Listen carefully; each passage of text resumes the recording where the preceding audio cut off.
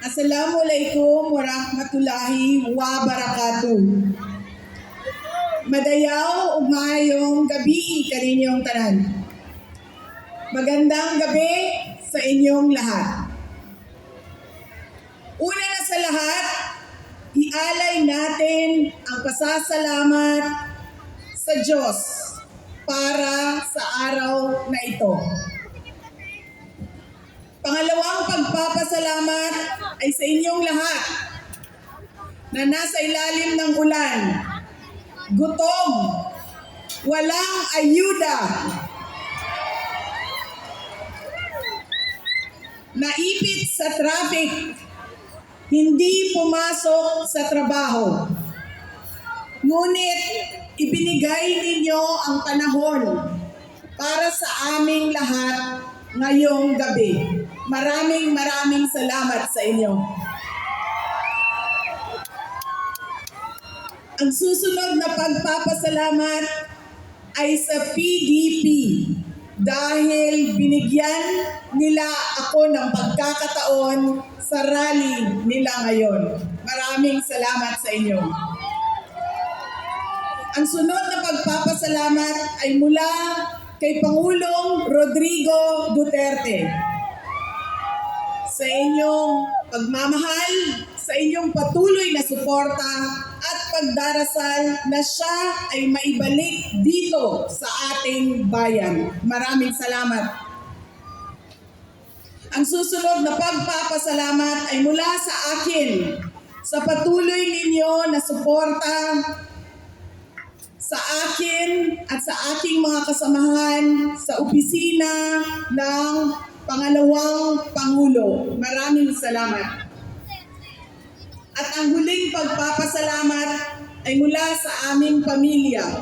Dako kaayo ang amuang utang nga kabubuton kaninyong tanan sa oportunidad na ginahatag ninyo kanamo na makaserbisyo sa atuang nasod. Daghan salamat. Ang pwesto na kinatatayuan ko ay hindi para sa akin.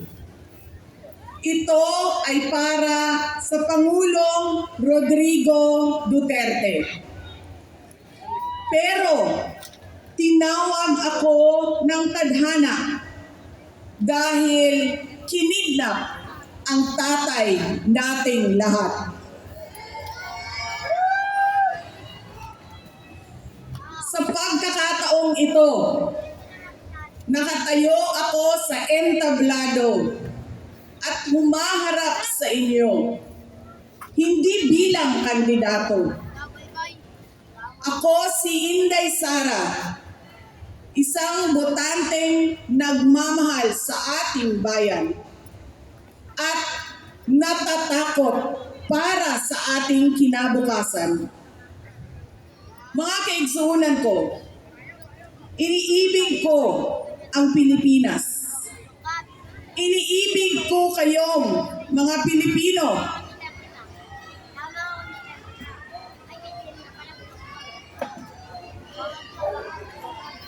I love you too.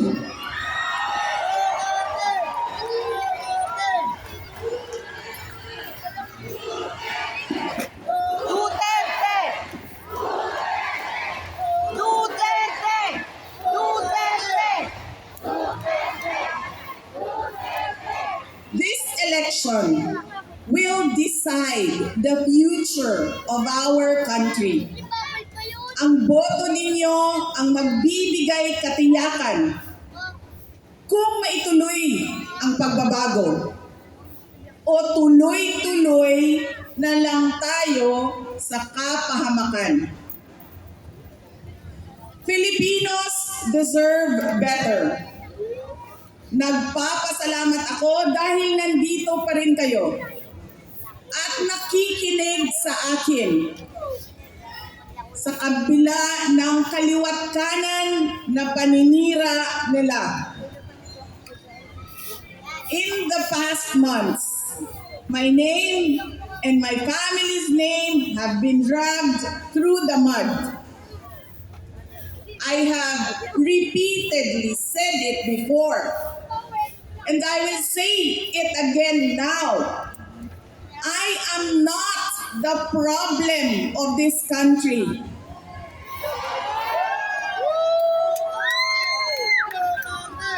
Hindi ako ang problema ng Pilipinas.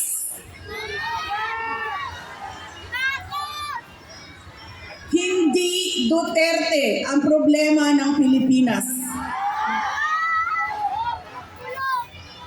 Sino nga ba ang tunay na makikinabang kung tuluyan ng burahin sa mundo ang pamilyang Duterte? Hindi ang mga Pilipino. Lalo na hindi makikinabang ang mga biktima sa krimen, mga walang trabaho, mga naghihirap, o maging ang mga nagugutom.